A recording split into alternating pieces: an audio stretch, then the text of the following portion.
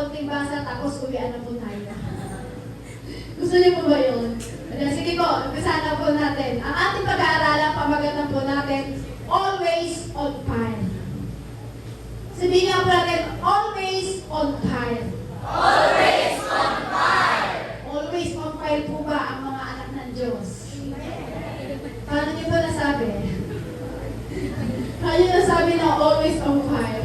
Ang alam ko po, sa panahon ngayon, always on fire daw ang ulo ng mga tao. Kasi sa sobrang laki daw po ng bilihin, sa sobrang mahal ng bili, sa sobrang taas daw po ng gasolina, sabi nila, nagpa-fire na lang daw po ang kanilang ulo. Pero sa ating Kristiyano, hindi ulo ang nagpa-fire. Kundi ang ating Espiritu ang kailangan ng todo na mag-alat pagdating sa ating paso. Kaya sabi nila, always on fire. Sabi nila, the Spirit of God in our lives will never should be allowed to go out. Sabi yung Espiritu po natin, yung Espiritu nasa sa iyo o yung Espiritu nasa atin, ay ito po ay galing mula sa ating Panginoong Jesucristo. Hindi ito dapat mawawala.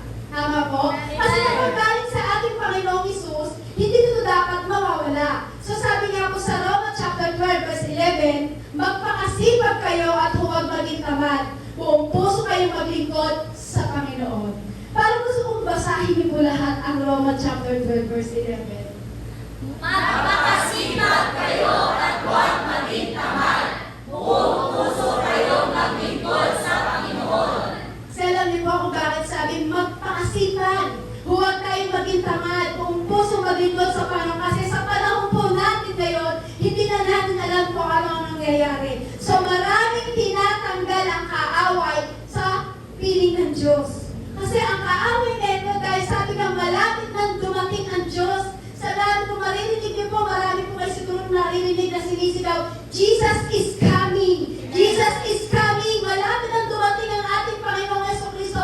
Kaya tayo sabi diyang magpakasipag habang meron pa tayong Espiritu ng ating Panginoong Isus. Magpakasipag tayo. Amen! Huwag tayo magditamad, maglingkod pa rin tayo sa Panginoon. Kasi pagkapat dumating ang ating Panginoong Isus, kasama tayo ng ating Panginoong Isus. Sabi mo, ang ating Espiritu, yung hininga mo, yung kalakasan mo, ay galing yan sa ating Panginoong Isus. Kaya sabi nga po, guard the flame within us. Kumbaga, bantayan daw po natin yung apoy na nilagay ng Diyos sa puso natin.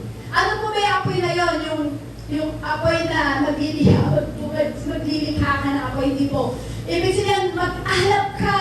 Kung meron mang nawala sa yung pag-ibig mo, kasi katulad nga po, doon po sa preaching ni Pastor kayo ng umaga, doon po sa mga rin, ang pinaka-topic po, pinaka-tema po tayo doon, halos maraming tao ng lamig. Nawala yung pag-ibig nila sa Lord, nawala yung pagmamahal, nawala yung parang lahat ng salita ng Diyos na natanim sa kanilang puso, sa kanilang isip, halos nawala. Pero alam niyo po, ang pinagsisigawan po ng maraming tao ngayon o maraming mga pastor ngayon is malapit na dumating ang Lord. So kailangan daw, ang panahon natin ngayon, kailangan mag-ahalab na tayo. Kaya sabi diyan, kung ano mang meron ngayon sa puso mo, yung Espiritu na ibinigay ng Diyos sa puso mo, so kailangan mo ng bantayan yan. Habang may pandinig ka pa, habang ikaw ay nakakaramdam pa ng pag-ibig sa Lord, bantayan mo yan, huwag mong hahayaan na mawala yan. Kasi sa panahon po natin ngayon, marami na pumamatay. Tingnan mo kapatid katabi mo, baka mamaya pumapatay na yan. Hindi ba? Pumapatay ng lamok. Alam mo kung pumapatay siya ng lamok?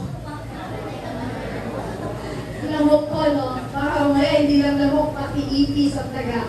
So sa panahon po daw natin ngayon, kailangan bantayan natin kung anong merong alap sa puso mo. Kung anong merong salita na nakaimbak sa puso mo. Kasi bakit po? Sa panahon daw po ngayon, marami ng bagay na ginagawa ang kaaway para tayo ay patayin sa pamamagitan ng mga bagay na ginagawa sa mundo para mamatay ang Espiritu mo sa harapan ng Diyos. Sabi niya, fight the killer and serving the Lord.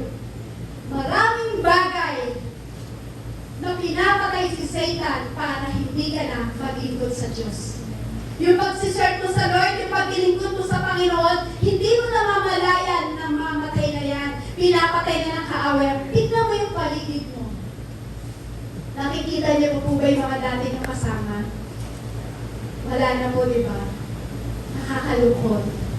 Kasi, Ilang taon po natin silang kasama, pero ngayon, iniwanan nila ang Lord na parang kumbaga parang nasasaktan tayo, lalo na po kayo ang Diyos. Na ang tagal natin, ilang taon natin kasama, pero ngayon wala na. Alam niyo po, sabi nga po sa Biblia, ang manatiling tapat hanggang wakas ay siyang maliligtas. Nandiyan po kayo, 5 years na nanatili lang po kayo sa lugar nito, ibig sabihin yan, nabubuhay yung Espiritu na ibinibigay ng Lord sa atin. Kaya lang po, kailangan natin batayan kasi sa paglilingkod natin, maraming pinapatay ang kaaway. Sabi po niya, fight the killer and serving the Lord. Ano po ba yung pumapatay sa atin sa paglilingkod? Ano ba yung pinapatay ng kaaway sa paglilingkod mo? Sabi po sa number 1, unresolved conflict. Yung hindi madulas yung parang mga pagtatalo. Di ba po?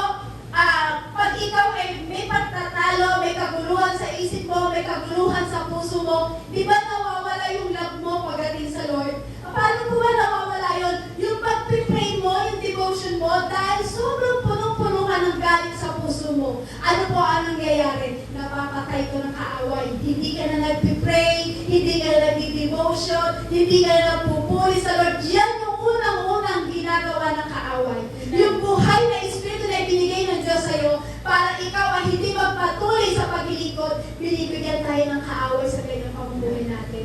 Yung maraming pagtatalo, maraming kaguluhan, maraming labanan, yung conflict, yung mga bagay na yun. Kumbaga, kasi hindi, talay ko pa, di ba pag tayo po ay galit, meron po bang nakuha mag-pray? Sino po dito yung galit na galit siya pero nakukuha niya pa rin mag-pray sa Lord? Meron po?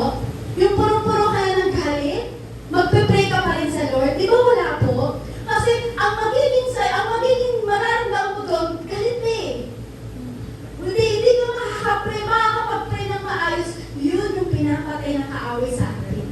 Yung prayer natin, yung paglilingkod natin sa Lord kasi para hindi ka manatili sa Diyos at hindi manatili ang Espiritu ng Diyos sa iyo. Sabi yan, unresolved conflict. Sabi ko sa Job chapter 5 verse 2, ang sama ng loob ay pumapatay sa mga taong hangal. Ang pagkaingit ay kumikitil sa mga taong magmang.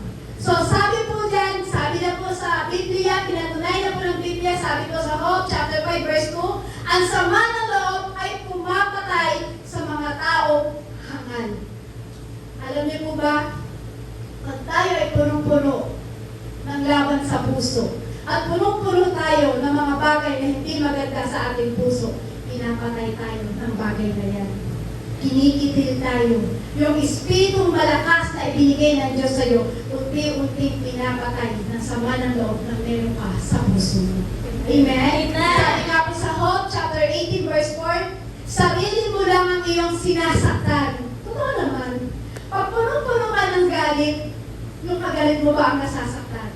Di ba ikaw? Sino mo ito magsasabi na galit ka, pero sa galit ko ay nasaktan yung kagalit mo? Wala po, di ba? Ang nasaktan kundi ikaw. Diba?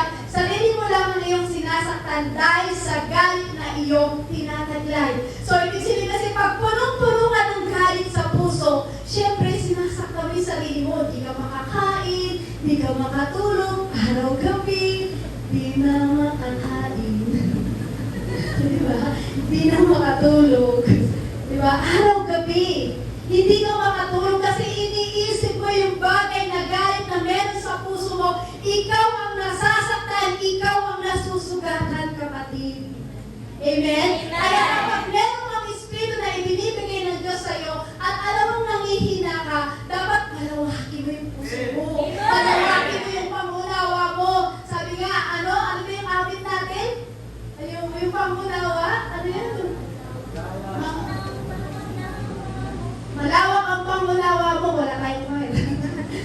Diba? So, ibig sabihin, malawak yung pangunawa kasi pag ikaw ay merong Espiritu ng Diyos, malawak ang pangunawa natin. Amen? Kasi bakit hindi natin pinalawak yung pangunawa natin? Kikipilig talaga tayo ng kaaway. Papatayin tayo talaga ng kaaway. Kaya kailangan palawakin natin ang ating pangunawa. Kasi Kung hindi natin gagawin yun, papatayin ka talaga ng diablo pagdating sa paglilingkod mo sa pamamagitan ng kaguluhan na meron ka sa isip. Pangalawa, sabi niya, fight the killer in serving the Lord, yung para patayin, para mamatay yung paglilingkod mo sa Lord. Ito ang binibigay ng kaaway. Number 2, unbalanced schedule. Sino po dito yung maraming schedule? Maraming schedule lang, due date. Siguro schedule kay due date, kay ano man dito yung, taray ko, ano ito? Basta kilala ko na lang, kuryente, tubig, mga due date. So, kumbaga, papatayin tayo, papatayin ang paglilingkod natin sa Panginoong Hesus kapag hindi mo naging tama o hindi naging balance ang schedule natin sa pamumuhay. So, kumbaga, ang ibig sabihin ko, kumbaga, yung maraming ginagawa, yung busy, maraming trabaho, pero sa tingin ko naman, wala naman po tayong kabibisihan. Meron po bang busy dito?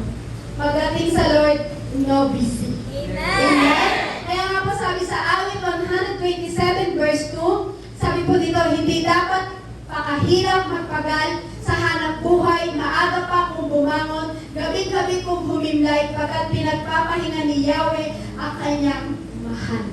Sabi po yan, hindi dapat pakahirap yung magpagal sa hanap buhay, maaga pa kung bumangon. Diba? Pag ikaw ay nagtatrabaho, alas 3 pa lang, naliligo ka na kasi kailangan alas 5 bumiyahe ka kundi aabutan ka ng rush hour. Diba? So, kailangan po, sabi po dyan ng Lord, sabi po sa awit, ang kanyang minamahal ay kanyang pinagpapahinga. So, kapatid, mahal tayo ng Lord.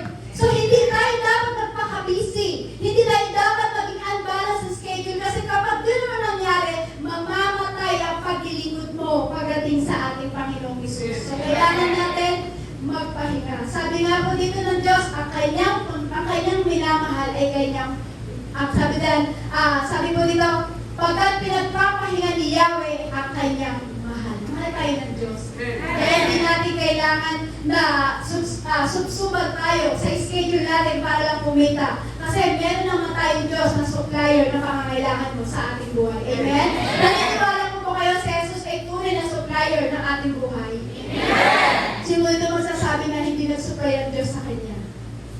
Lahat po tayo sinuplayan. Yun nga lang ngayon, may hininga ka ngayon na nakaupo, sinusupply ng Lord sa'yo. Bakit po? Punta kayo ng ospital. Ano po makikita niyo sa ospital?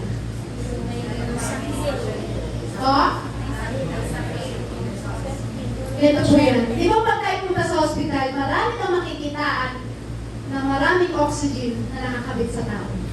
So, ibig sabihin yung oxygen lang yon ang nagbibigay sa kanila ng hininga.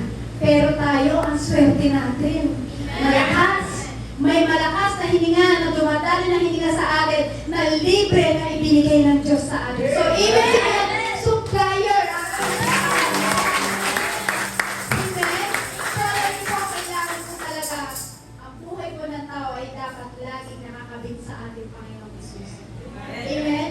Kaya wag po tayo yung subsuban sa mga bagay na schedule po natin. Kailangan magbigay din po tayo ng time pagdating sa Kasi minsan, pati ang araw ng Sunday, minsan binabaliwala po.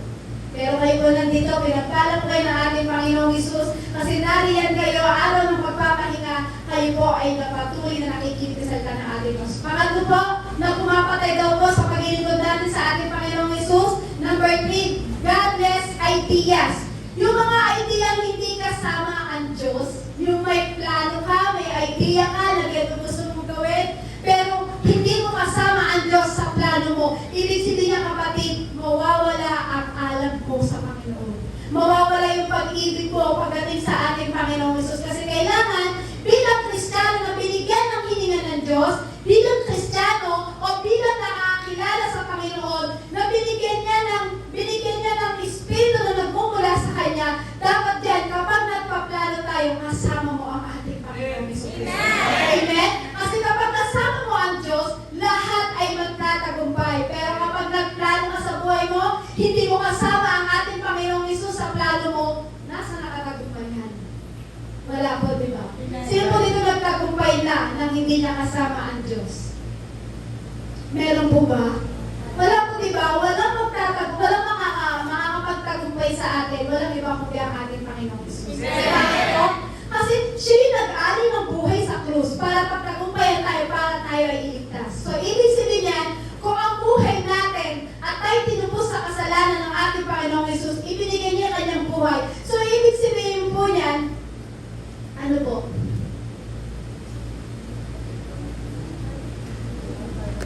Plano ng Diyos na iligtas tayo.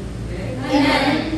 So dahil sa plano ng Diyos, dahil mahal tayo ng Diyos, dahil yung idea ng Lord na kailangan ko iligtas ang mga anak ko itong mahal ko sila, inalay niya ang kanyang buhay. So tayo po, bilang tayo niligtas ng ating Panginoong Jesucristo, kasama ba natin sa plano natin sa buhay ang ating Panginoong Jesus?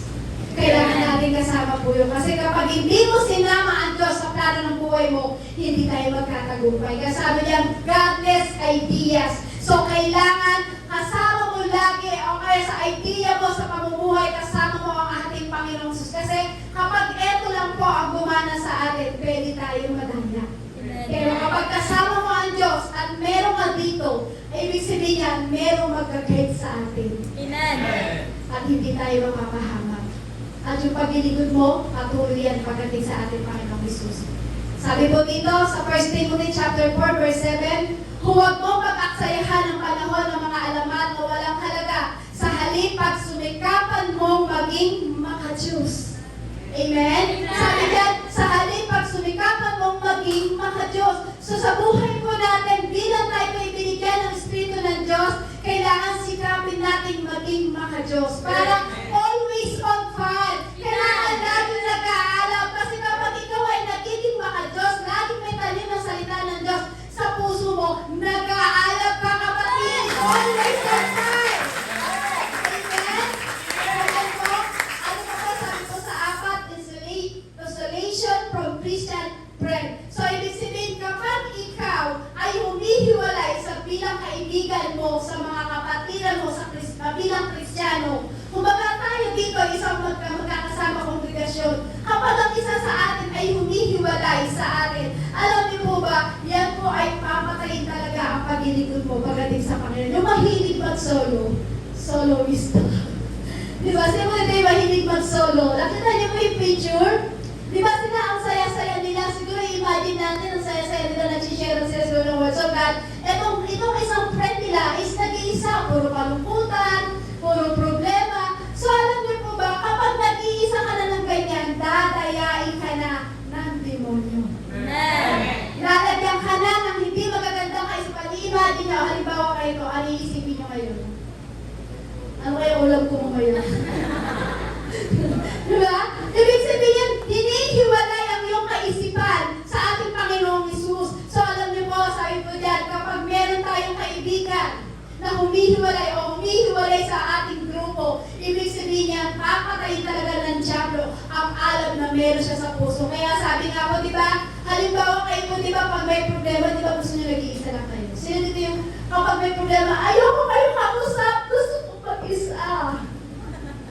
Sino po hindi ito yung ganon? Meron po ba? Uy, aminin. Di ba? Kumbaga, yung gusto mo mag-isa ka. Gusto mo, ayaw mo may kausap. So, ibig sabihin yan, kapag ano po, puro kalungkutan ang dumarating sa ating isip. Pero kapag ikaw, Pedro, sama-sama tayo, nakakahalubilo mo ang lahat ng kapatiran at sinasabi mo, asama-sama natin isisigaw ang Diyos ay God. So, ibig sabihin, mabubuhay ka talaga. Ang Espiritu na mabubuhay talaga. Subukan mo humiwalay sa kamaramihan. Sabi nga, di ko po gaano maano yung verse. Sabi po doon sa Kawikaan, ang isang tao daw po ay humihiwalay sa kamaramihan, taliwas sa kasamaan. Isipan. Ayun. Di ko gan. Masasabi po doon, ang isang tao daw po, kapag humihiwalay sa kamaramihan, taliwas ang isipan. So, ibig sabihin, hindi mo ramdam kung anong meron sa katabi mo. Hindi mo ramdam kung anong meron na espiritu sa katabi mo kasi hindi ka nga ka-stay. So, dapat, para hindi mamatay ang paglilingkudan natin sa ating Panginoon, dapat hindi tayo humihiwalay. Kailangan lagi mong kasama yung mga kasama sa kapatiran sa Panginoon. Kasi bakit? Kapag may problema ka, at kasama mo yung kapatiran mo sa Panginoon, malalakasin ka. Amen. Tsaka ito po, ang payo ko lang po sa inyo, kung may problema po kayo, huwag po kayong mapag-isa. Huwag po kayo nasa kwarto lang, patay ang ilaw, at mag-isa. Kasi pag doon po ang ginawa nyo, doon po pumapasok si Satan sa atin para tayo ay kayain. Kailangan pag may problema ka, patutog ka ng praise and worship. Gawin mo i-pray, i-worship mo lang ng i-worship, pero tingnan mo, hindi mamamatay ang paglilingkod mo pagdating sa atin. Sabi nga po sa mga ngaral, chapter 4, verse 9 to 12, ang dalawa ay mabuti kaysa sa isa. Mas marami ang bunga ng anumang gagawin nila. Kapag nabuwal ang isa, maitatayo siya ng kanyang kasama. Kawawa ang nag-iisa sapagkat walang tutulong sa kanya kapag siya ay nabuwal. Kung malamig ang panahon, maaari silang magtabi sa higaan upang parehong mainitan. Ngunit saan siya kukuha ng init kung nag-iisa siya? Kung ang nag-iisa ay maaaring magtagumpay laban sa isa, lalo na ang dalawa, ang lubid na may tatlong pilipit na hibla ay hindi agad malalagot. So ano po ibig sabihin po dito? Ibig sabihin po niya sa iyo dyan, kapag ang dalawa daw po, ang dalawa ay mabuti kaysa isa. Tama po yun. Ano laban ang isa sa dalawa? Kung ikaw ang katabi mo ay kayong dalawa na lumalaban sa gawa ng kaaway, tagumpay kayo. Pero kapag ikaw ay mag-isa lang na nilalaban mo ang gawa ng kaaway, hindi natin masasabi magkatagumpay kung wala ka. Sabi nga mo sa Biblia, isa man o dalawa, sabi yan, dalawa na tatlo magkatipon sa aking pangalan, nariyan ako sa kalagitnaan. So kapag mag-isa ka, hindi tayo magiging biblical. Pero kapag dalawa kayo o tatlo kayo, magiging biblical at magiging matibay ang pag-ibig nyo pagdating sa ating Panginoon ng Kristo. Amen? Mas maganda, alam mo po yung sinabi ko dito, pumasok lang po sa akin. Sabi ko, ang lubid na may tatlong pilipit na hibla ay hindi agad malalagot. Alam niyo po ba kung sino yung pangatlong pilipit na lubid na yun? Walang iba, kundi si Kristo na makakatibay sa lokasyon. Hindi tayo malagot kasi si Kristo ang ating sandigan. Sabi nga po dito, ikalima po na pwedeng pumatay sa ating paglilingkod. Sabi po diyan sa 5, compromising the word. Sabi po diyan sa 1 John chapter 2 verse 15, huwag ninyong ibigin ang sanlibutan o ang mga bagay na nasa sanlibutan. Ang umiibig sa sanlibutan ay hindi umiibig sa Ama. Pakibasa po ng malakas. Huwag ninyong ibigin ang sanlibutan o ang mga bagay na nasa sanlibutan. Ang umiibig sa sanlibutan ay hindi umiibig sa Ama. Tama po yun. Huwag po tayo mag-compromise sa mundo ito. Huwag natin ibigin ang sanlibutan kasi ang sanlibutan walang iba kundi kay Satan. Amen? So yung mga bagay sa sanlibutan dapat hindi natin iniibig kundi ang ibigin natin ang nagmumula sa ating Panginoong Jesucristo. Amen? Amen? Kasi hindi tayo pwedeng umibig. Siguro dati na hindi natin kilala ang Diyos, ang hindi pa tayo nagiging Kristiyano, siguro tayo po ay umiibig sa sanlibutan. Amen? Kasi natatandaan ko po na hindi ko makilala ang Diyos, nasasabi ko na ako yung umiibig sa sanlibutan kasi ako po'y may bisyo. Umiinom, naninigarilyo, mabarkada, lagi na sa diskuhan. Siyempre, laking Manila po. Ang buhay po namin doon is mahilig sa diskuhan, mahilig sa kasiyahan. So, nang hindi ko makilala ang Panginoon, ako po pala ay umiibig sa sanlibutan. Pero nang nakilala ko po ang Panginoong Hesus, meron nagpakilala sa akin, sa ating Panginoong Hesus, at naranasan ko ang pag-ibig ng ating Panginoong Hesus, kinalimutan ko na yung ganong pamumuhay. So, praise God, hindi namatay ang paglilingkod ko sa Panginoon kasi merong Diyos na nagpapatagumpay sa atin. Kaya sabi na Lord, huwag kang umayag o huwag tayong tumibig sa sanlibutan ito kasi kapag umibig tayo sa sanlibutan ito, mamamatay talaga ang ating paglilingkod. Lalo-lalo po ang kabataan.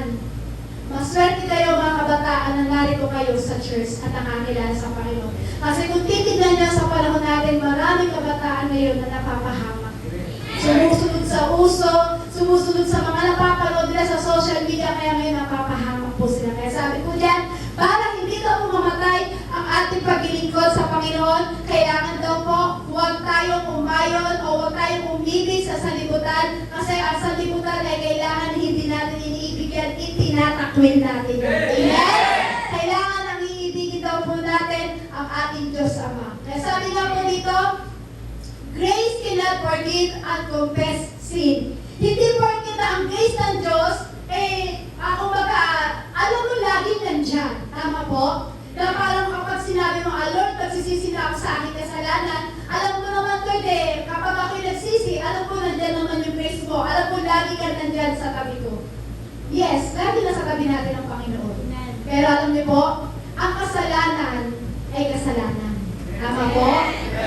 Tama po? Ang kasalanan, alam natin kung mali o hindi. Amen? Amen po. So, ibig sabihin yan, tayo nagkakasala. Lahat po tayo nagkakasala. Sino magsasabi dito, malinis siya? Sino magsasabi dito, hindi siya nagkasala? Sino magsasabi dito na malinis na tao siya, hindi siya marumi? So, lahat po tayo marumi. Lahat tayo nagkasala. So, ibig sabihin, pag tayo lahat nagkasala, kailangan natin i-confess sa Panginoon ang ating kasalanan. Kasi alam natin na kapag tayo nag-confess sa Panginoon, nandyan lagi ang presensya ng ating Panginoon. Kumbaga para bang lahat ng bagay na nagagawin natin ay parang, Lord, okay lang, okay lang to sa Diyos. So, meron po mga bagay na okay sa Diyos at meron mga bagay na hindi pinahihintulutan ng Diyos sa atin.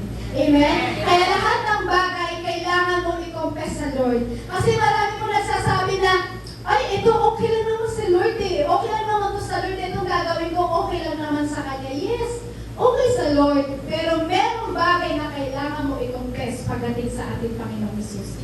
Bakit? Kasi kapag hindi natin kinumpes yan sa Lord, ibig sabihin niya, compromise tayo. Sino po dito yung nag-confess na sa kanyang sin? Lahat po tayo. Amen? Kasi kailangan natin i-confess. So, kailangan natin i-deal kay Lord. Kasi hindi ka pwede na maglilingkod sa Lord at meron ka pang tinatagong kasalanan. So, kailangan mo i-deal sa Lord yan. Sabi mo sa katabi mo, kailangan mo i-deal sa Lord yan. Amen? Kasi bakit? Bakit kailangan natin i-deal sa Lord? Kasi habang meron kang conviction sa puso mo, habang nandito ka nakakapakinig ng salita ng Diyos, sabi nga pa sa Biblia, makinig ang lahat ng may pandinig. Kasi ibig sabihin yan, habang meron kang pandinig, may conviction na nararamdaman ka sa puso. Kaya kailangan, anumang sinyan, kailangan mo i-deal pagdating sa Lord. Kasi meron tayong conviction pagdating sa ating Panginoong Jesus. Amen? Hanggang may conviction po tayo, dapat kailangan po natin i-confess yan. Kasi kapag wala ka ng conviction, hindi mo na i-confess sa Lord yan. Meron po ba nag-confess na?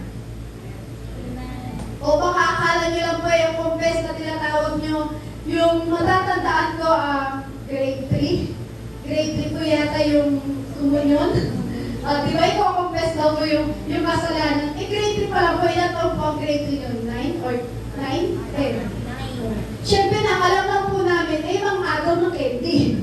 Pero yung ibang pagkakasala, hindi naman po natin alam yung gano'ng ano. So, ibig sabihin yan, habang tayo pala ay naglilingkod sa Lord at meron tayong sin na kailangan natin ipadil sa Lord. Kasi bakit? Kasi habang may conviction, ipadil mo yan sa Lord para yung deal na pinadil mo sa Lord, ibig sabihin yan, kino-confess mo ang lahat ng pagkakasala mo sa Lord at bibigyan ka ng kalakasan ng ating Panginoong Jesus. Amen? Kaya sabi nga po dito, sinulat ko lang po, gusto ko pa ibasahin sa inyo. Hanggang may conviction sa bagay na yan, hindi mo kino-confess kay Lord, magiging mabigat ang bagay na yan sa espiritu mo. Tama nga naman. Kapag meron po tayong hanggang may conviction sa bagay na yan na kailangan natin i-confess sa Lord, pero kapag hindi natin i-confess sa Lord, magiging mabigat talaga sa ating espiritu. Pagdating ng araw, magiging dahilan yan ng paglayo mo pagdating sa Lord. Sinulat ko lang po ito kasi parang yung hinanay, parang pumasok po. So, gusto ko ulit siyang basahin ng mas malinaw kasi napakaganda ng sinasabi ko ng Lord. Sabi niya, hanggang may conviction daw po tayo sa bagay na ating nararanasan, dapat daw po yan, kino-confess natin. Kino-confess natin sa Lord kasi kapag hindi daw po natin kino-confess sa Lord, magiging mabigat ang bagay na yan pagdating sa Espiritu mo. Tama naman po. Habang may dinadala tayong kasalanan, habang may dinadala tayo na kasalanan na hindi natin na i-confess sa Lord, mabigat para sa atin. Amen? Amen po? Kaya pagdating daw po ng araw, yan daw po yung magpapalayo sa atin. So, kailangan natin i-confess pagdating sa ating Panginoong Jesus. So, kailangan po, kung meron po tayong sin na bagay na yon, i-confess daw po natin sa Lord. Kaya sabi nga, deal your own issue. Sabi po dyan, harapin daw po natin yung ating sariling issue. Huwag mong harapin yung issue ng kapitbahay mo. Huwag mong pakialaman yung issue ng mga kapitbahay mo doon sa tahanan nyo.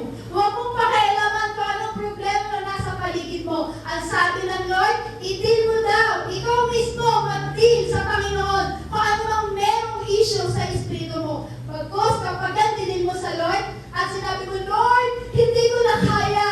Lord, hirap na ako. Lord, alipin ako ng kasalanan. Lord, ayoko to. Alam mo, Lord, gusto ko magbago. Pero kapag dinil mo sa Lord yan, makikita mo, magiging matibay ka at magiging malakas ka pagdating sa aking Panginoong Jesus. Di ba kung kapag dinil napakasarap?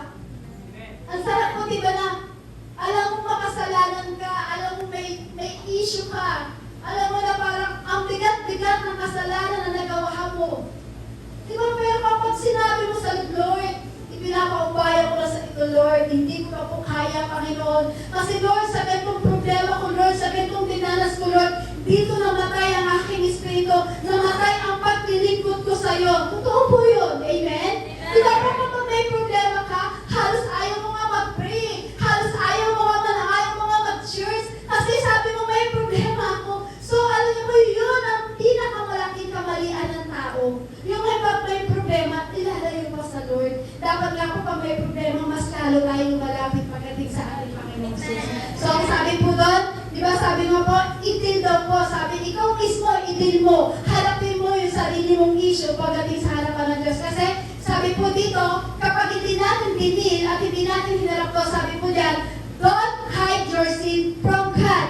So, kung makikita niyo po yan, ano po, malabo po kasi. So, di ba, kung makikita niyo po yan, sabi niya, don't hide your sin from God. Ibig sabihin po yan, ito po yung carpet. Yan, wala tayong carpet.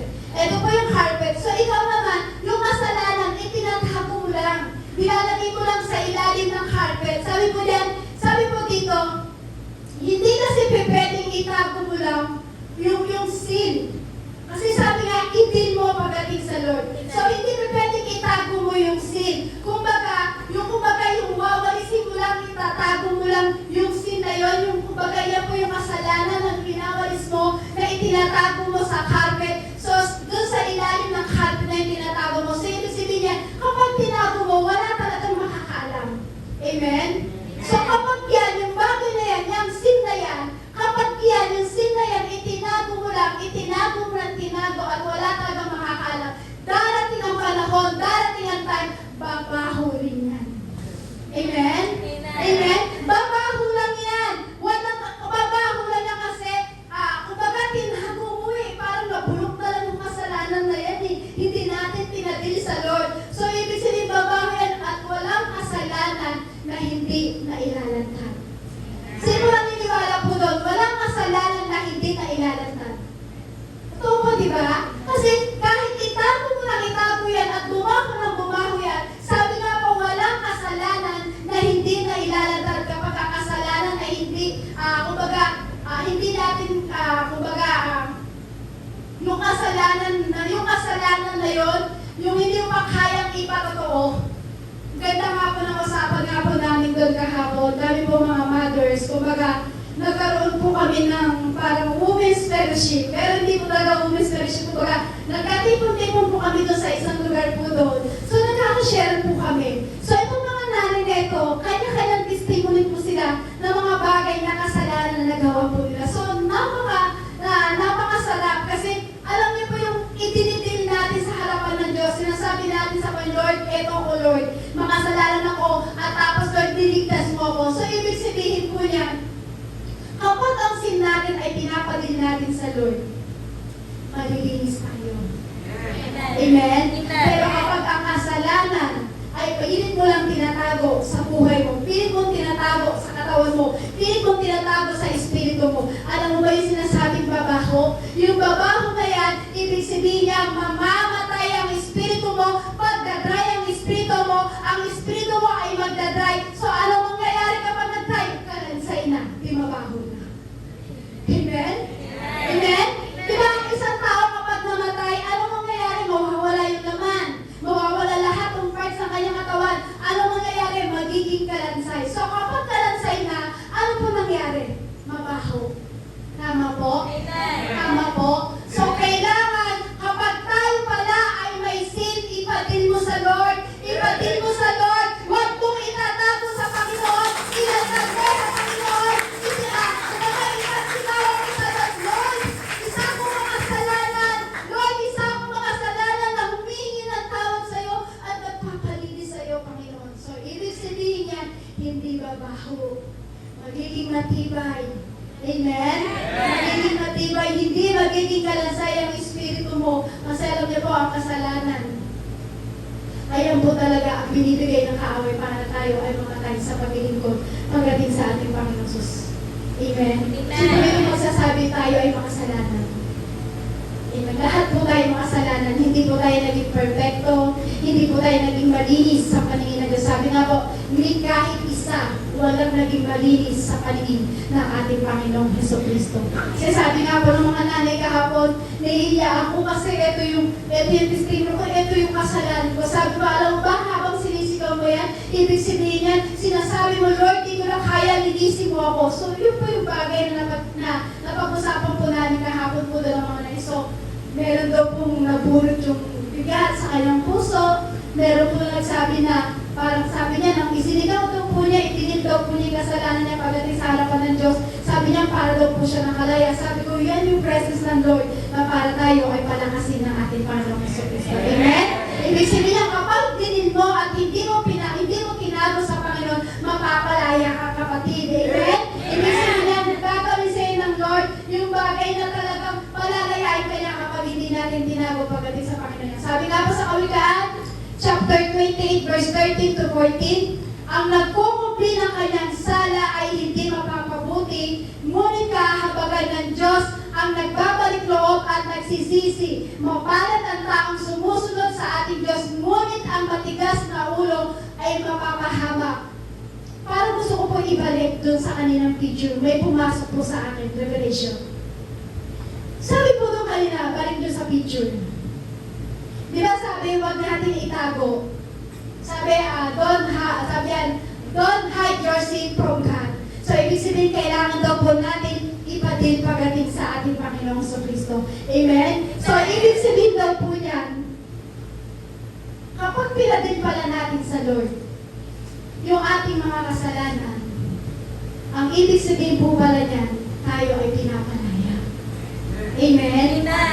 Ibig sabihin napalaya tayo sapagkat hindi natin tinago pagdating sa ating Panginoong Jesucristo. Amen? So, ibig sabihin kapag hindi daw po natin pala ikinukumpli, ibig sabihin yan, nagsisisi po talaga tayo sa ginawa natin sa harapan ng ating Panginoong. So, alam niyo po, ang bilis kasi. Kasi pagka nagbigay mo talaga ng revelation ng Lord, kailangan bitawan ka agad. Kasi isang kidlat lang, mawawala talaga. So, maganda yung pinasok sa akin, pero nawala eh. So, praise God, mamaya siguro ipapasigaw ng Lord po yan. So, balik ko po ulit sa Kawikaan chapter 28, verse 30 to 14. Ang nagkukumpi ng kanyang sala ay hindi mapapabuti, ngunit kahahabagan ng Diyos ang nagbabalik loob at nagsisisi. Mapalad ang taong sumusunod sa ating Diyos, ngunit ang matigas ang ulo ay mapapahamak. Totoo po yun. Alam niyo po, kung bakit tayo ay nagiging on fire sa Lord, kung bakit parang nag-aalap ka sa Lord, kasi meron tayong dapat ipadil pagdating sa ating Panginoong Jesucristo. Kaya lang, kung bakit hindi tayo nagpa-fire, hindi tayo nag-aalap sa Lord, kasi meron tayong hindi pinapadil pagdating sa Lord. Meron tayong tinatago pagdating sa harapan ng Diyos. Kaya tuloy yung fire na yon nawawala. Amen? Amen. Yun. Kapag daw wala ang kasalanan kapag tinatago natin, doon pala tayo mamamatay at hindi tayo magkakaroon ng on fire pagdating sa Lord. Kapag pinadil mo pala sa Lord, on fire ka, malakas ka na, nalaalas ka na, pagdating sa ating Panginoon Yeso Cristo. Sabi nga po sa awit 51 verse 1, ako'y kaawaan o mahal kong Diyos. Ayon sa iyong kagandahang loob, mga kasalanan ko'y iyong pawiin, ayon din sa iyong pag-ibig sa akin. Diba? Humingi tayo ng kaawaan pagdating sa Lord. Gusto natin na magbalik loob tayo sa ating Panginoon. Kumbaga yung kagandahang loob ng ating Panginoon. Gusto natin tayo makaramdam po yun. So alam niyo po, kailangan po tayo nagmamakaawa talaga sa Lord. Kasi tayo po lamang ay kinahabagan. Sabi mo, kinahabagan ka lang ng Diyos. So, kailangan po natin na magbalik loob sa Lord kasi panahon na para tayo ay magbalik loob sa Lord kasi malapit na po dumating ang ating Panginoong Jesucristo. Amen? Kasi alam niyo po, kung bakit kailangan natin habang ikaw nandito ka pa nakatungtong pa, ang paalam mo at ang puso mo at ang isip mo at ang espiritu mo ay narito pa sa church nito kasi bakit po? Kaya ka nandito kasi on fire ka pa, malakas ka pa. Ibig sabihin nagbibigay ng kalakasan sa iyo ang ating Panginoong Jesus. Pero alam niyo po sa panahon ngayon, sabi nga po dito, even church people are used to lying. Pati daw po yung mga tao na kasimbahan ay nasasanay na rin po magsinungaling. Kasi bakit? Nawawala na po yung fire nila pagdating sa Lord. Kaya sabi nga po sa next picture, what are you lying about? Ano ba yung kasinungalingan mo na hindi mo kayang ipatil sa Lord? Walang bagay na kasinungalingan na hindi natin kayang ipatil sa Lord. Lahat kaya natin ipatil na kasi alam natin ang Diyos ang mag-aayos at magpamalaya sa atin. Sabi nga po sa awit 51 verse 7 to 9, ako ay linisin, sana ko'y hugasan, at ako'y puputin ng lubos-lubusan. Sa galak at tuwa, ako ay pupuspusin putong nang hihimlay, muling palalakasin. Ang kasalanan ko'y iyon ang lilimutin, lahat kong nagawang masamay, papawiin. Kapag pinadil mo sa Lord ang kasalanan mo, lilinisin ka, huhugasan ka, papuputin ka ng lubos-lubusan ng ating Panginoong Jesus. Sabi nga po, diba?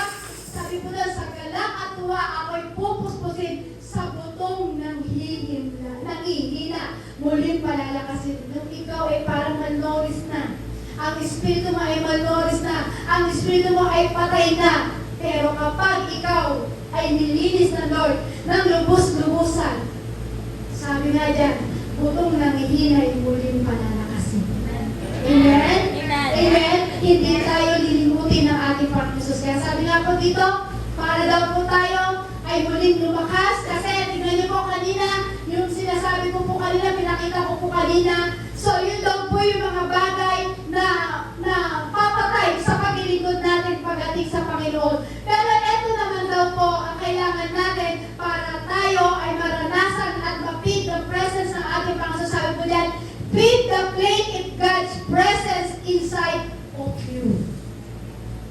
Bigyan mo daw ng apoy, bigyan mo na pakainin mo ng salita ng Diyos, o idarang mo ang espiritu mo sa presensya ng ating Panginoong Jesus. Siguro dati nang tayo po ay namatay, yung parang hindi natin nabuhay ang ating espiritu dahil sa sobrang dami ng problema. So, kumbaga, di ba, hindi tayo nakakapag-pray. Pero pag tayo po pala ay binibigyan ng lakas ng Lord para tayo ay muling mag-fight, muling mag-alab. Sabi po dito, ang ating puso, ang ating kaluluwa ay kailangan daw po idarang sa apoy. Idarang daw po natin yung ating espiritu sa apoy. So, ibig sabihin, ano po ba yung apoy na yun? Walang ibang kundi ang presensya ng ating Panginoong Jesucristo. Sabi nga po sa Pahayag, chapter 3, verse 15 to 16, alam ko ang mga ginagawa mo. Alam ko hindi ka malamig, ni mainit. Mabuti pa sana kung ikaw ay malamig o mainit. Ngunit dahil ikaw ay maligamgam, hindi mainit, hindi malamig, isusuka kita. Kita po ba yan? Kailangan natin idarang ang ating espiritu sa ating presensya ng ating Panginoon. Kasi kapag naramdaman ng Lord na tayo malamig, isusuka daw po tayo ng Lord. Sabi dyan, alam ko ang mga ginagawa mo. Alam ng Lord kung ano ang ginagawa mo. Alam ng Lord, oras-oras, minuto, nakatingin ng Diyos sa'yo. Alam niya kung ano ang ginagawa mo. Kaya sabi ng Lord, alam kong hindi ka malamig ni mainit. Mabuti pa sana kung ikaw ay malamig o mainit. Ngunit dahil ikaw ay maligamgam, hindi mainit, ni malamig, isusuka kita. Sabi po nga po sa Roma chapter 12 verse 11, magpakasipag kayo at huwag maging tamad kung puso kayo maglingkod sa Panginoon. So para tayo daw po ay hindi maging malamig, hindi maligamgam, kailangan daw tayo maging mainit. Kasi yun natin mararanasan ang presensya ng ating Diyos. Hindi mamamatay ang Espiritu ng Diyos na itinali sa'yo sa buhay mo. Amen? Amen? Kaya sabi nga po dyan, stop the furnace with prayer. Ang ibig sabihin daw po nito, yung idarang mo ang sarili mo sa panalangin. Kumbaga, itulak mo lagi ang sarili mo sa panalangin. Pag-apuyin mo ang panalangin lagi sa puso mo. Panatilihin mo ang prayer lagi sa puso mo. Para sa'yo, para daw po ang isang Kristiyano, para mag-apoy, kailangan maging prayerful. Amen? Sabi mo dyan, stop the furnace with the prayer. Kailangan daw po ang ating sarili ay tinutulak natin lagi sa panalangin. Kumbaga, ang laging panalangin mo ay lagi mong sinasalang sa apoy. So, lalong nag-aalam, lalong nabubuhay. Kapag ikaw ay prayerful, kapag ikaw ay prayerful, mag-aapoy ka, mag-aalam ka, always on fire, always on fire, always on fire. Amen? Kaya ikaw kapatid, kung nalalamig ka, huwag mo tatanggalin yung prayer. Mag-pray ka ng mag-pray. Idarang mo ang panalangin mo sa apoy. Walang iba. Ang apoy na yun, walang iba. Kundi ang presensya ng ating Panginoon Yesu Cristo. Sabi nga po dyan, prayer is the vital breath of the Christian, not the things that make him alive, but the evidence that he is alive. Amen? That he is alive. Parang yung last na Sunday siya, di ba? Jesus is alive. Buhay po talaga ang Diyos. So, siya yung nagbibigay ng hininga sa atin. Amen? Amen po? Kasi ang panalangin daw po talaga, ang panalangin po ay napakahalaga ng bagay na ito. Kapag tayo pinananalangin, bilang isang Kristiyano, kapag ikaw pala ay nananalangin, yun pala yung hininga na ibinibigay ng Diyos sa atin. Kumbaga, yun yung oxygen. Amen? Kumbaga, di ba, ang isda, kapag tinanggalan mo ng oxygen, hindi makakahinga. Parang tayo yung isda. Tayo yung isda na binibigyan ng oxygen ng Lord sa pamamagitan ng kanyang presensya. So tayo po ay nagkakaroon ng malayang hininga na tinataglay mo ngayon sa buhay mo. Kumbaga, totoo na kapag tayo po ay totoo nananalangin sa Lord, tayo po nananalangin pagdating sa Panginoon, alam niyo po dapat ganito yung makita sa atin. Para lang po, hindi tayo mamatay o hindi mamatay ang apoy ng Diyos, dapat meron daw po tayong worship the Lord with extravagance. Amen? Para hindi mamatay ang apoy na binigay ng Diyos sa'yo, kailangan worship the Lord with extravagance. Amen? Ano yung extravagance na yun? Ano yung extravagance na yun? Yung worship na hindi patago, yung worship na hindi pilit, yung worship na hindi parang pinipigil mo yung worship mo. Kailangan kapag sinabi, itaas mo ang kamay mo, itaas mo. Kapag sinabi, sama-samang isisigaw, ang Diyos ang buhay, isigaw mo na buhay talaga ang Diyos. So, ibig sabihin, makukuha mo ang extravagance. Worship. Kasi kailangan yan. Hindi tayo pwede mag-worship ng patago. Hindi mabubuhay ang espiritu mo. Hindi ka magpapal kung nag-worship ka lang. Tapos nahihiya. Kailangan may extravagance. Worship. Amen? Amen? Sabi lang, go beyond your comfort zone. Sabi mo dyan, go beyond your comfort zone. Umalis ka sa comfort zone. Umalis ka. At gawin mo kung ano ang pinagagawa ng Diyos sa'yo. Bakit? Sabi mo ito, allow the Holy Spirit to move. Sa oras na ito,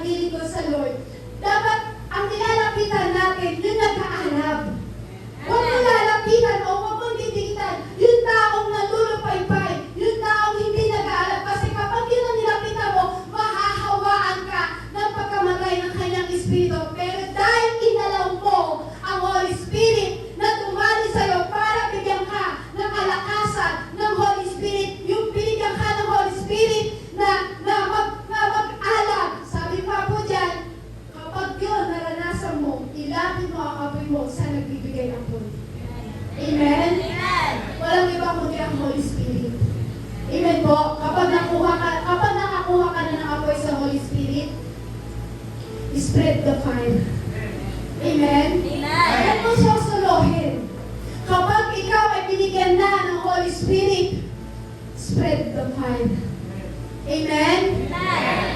Ikalat mo yung apoy para maraming mag-init sa ating Panginoong Jesucristo. Huwag mong didikitan ang namamatay na espiritu mo. Ang dikitan mo, yung nag-aapoy na espiritu para kapag yun ang didikitan mo, mai-spread mo dun sa tao. Namatay ang espiritu at siya'y magkakaroon ng ano. Paano po ba yun? Halimbawa, ako po ay namamatay na sa espiritu. Wala nang gana. Halos hindi na ako nagpipray as in talagang patay na talaga yung aking espiritu. Pero guys, may isang tao o isang kapatiran na ako'y dinikitan at siya ay kasi sa pagdinig niya sa akin, gusto niya ako hawaan ng alab. So yung tao na yun na lumapit sa akin dahil gusto niya akong bigyan ng alab, yung tao na yun, siya yung ginagamit ng Holy Spirit para maging matibay tayo, para maging malakas tayo. Pero kapag itong tao na to, na kailangan ipadama sa iyo o hawaan ka ng Holy Spirit, so ibig sabihin kapag nilayuan mo to, mamamatay ka talaga. Unti-unti kang lulubog ng lulubog sa patibong ng kaaway. Kaya kapag nilapitan mo to, niyakap mo talaga. Itong ginagamit ng Diyos, itong tao na to na maghahawa sa iyo ng fire, yung init, yung apoy na yun, habang ito yung niyayakap mo, hindi mo ba alam sa kapatid mo, sa anak mo, sa asawa mo, sa kapitbahay mo, once na dikitan mo sila, mai-spread ang Holy Spirit.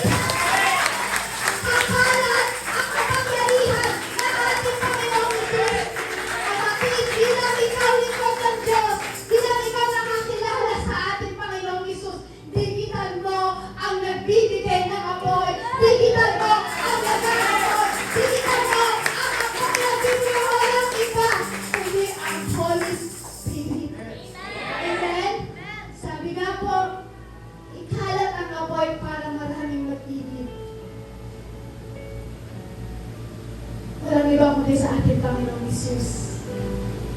Kasi si Kristo, na siya'y pinako sa krus, ang hangad lang ng Diyos ay tayo tubusin sa kasalanan. So, ibig sabihin po yun, dumaloy ang kaligtasan sa atin.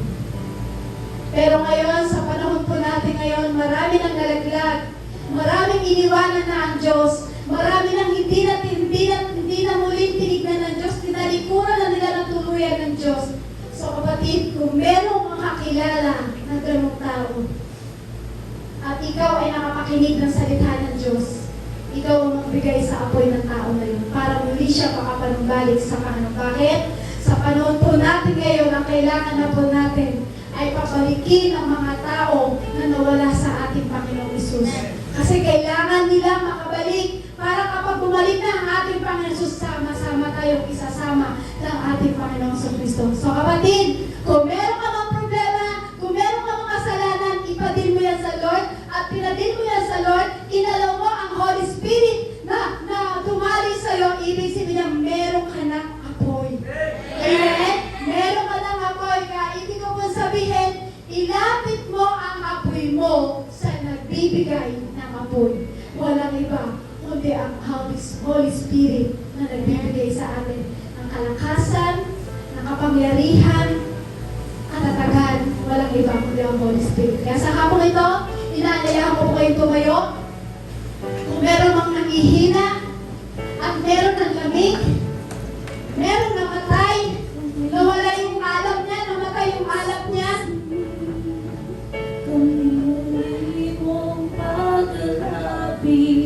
Nawala yung pag-ibig niya sa Lord.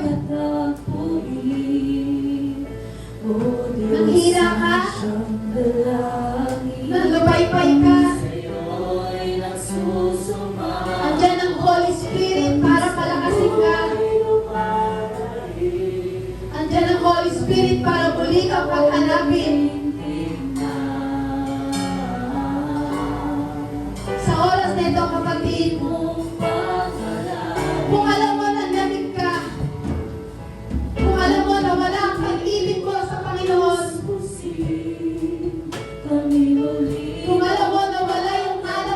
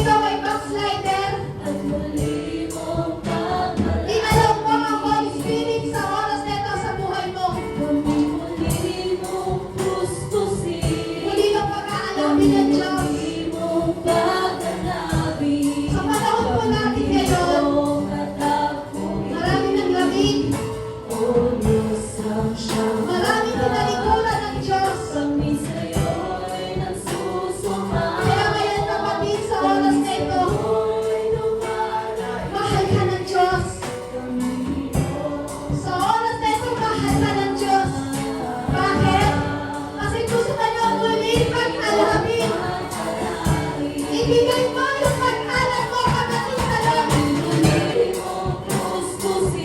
Welcome, Holy Spirit. Banal na Espiritu, niniwanan ka namin sa lugar mo. Banal na Espiritu, niniwanan ka namin ngayon sa lugar nito. Holy Spirit, always on fire. Holy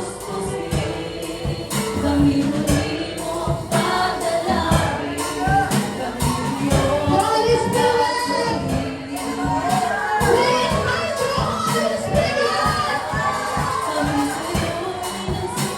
Lahat ng bilang, lahat ng lamig. Palalakarin mo, Holy Spirit.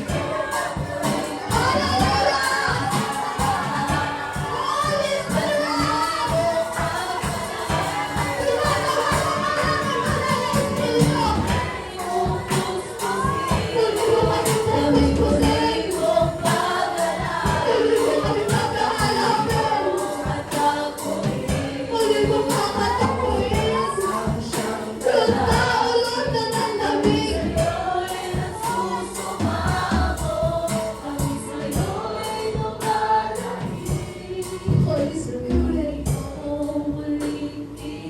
Banal na Espiritu, tumatawag kami sa iyo sa hapong ito.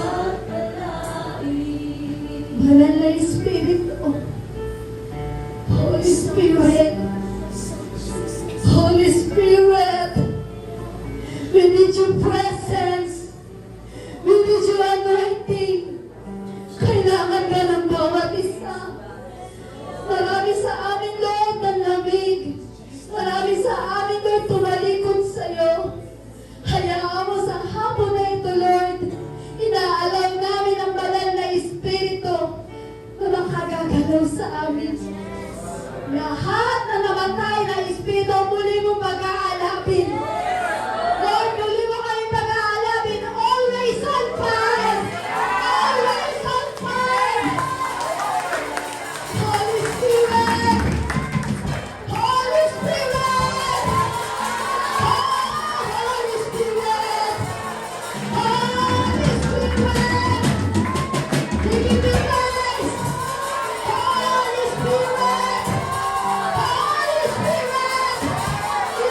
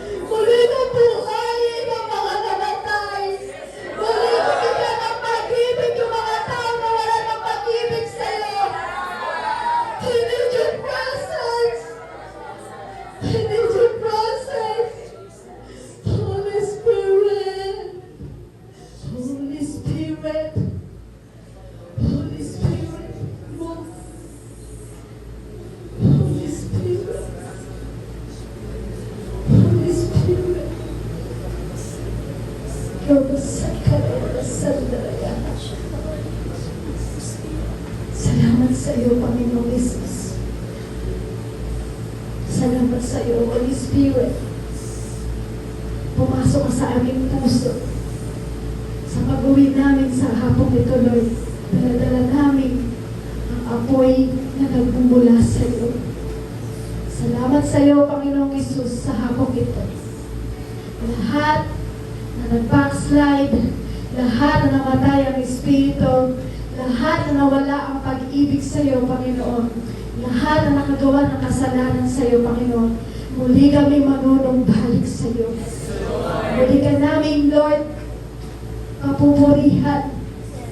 Muli ka namin, Lord, muling iibigin ng wakas. Salamat sa presence mo, Panginoong Jesus. Kaya awag God sa hapong ito, Lord, sa aming pagkakahiwalay, Lord. Dala-dala namin ang Espiritu na nagmumula sa iyo. Salamat, Panginoong Jesus, na meron kang inabot sa hapong ito. Meron kang binuksan na puso sa hapong ito, Lord. Salamat sa banal na Espiritu. Salamat sa presensya mo, Panginoong Jesus. Muli ka namin naranasan at muli mong ipinadama ang presensya mo sa amin. Salamat, muli namin naranasan. Grabing pag-ibig na nagmumula sa iyo. Salamat sa iyo, Panginoong Jesus, sa hapong ito. Ipagsisigawan namin na ikaw ay Diyos na buhay, na ikaw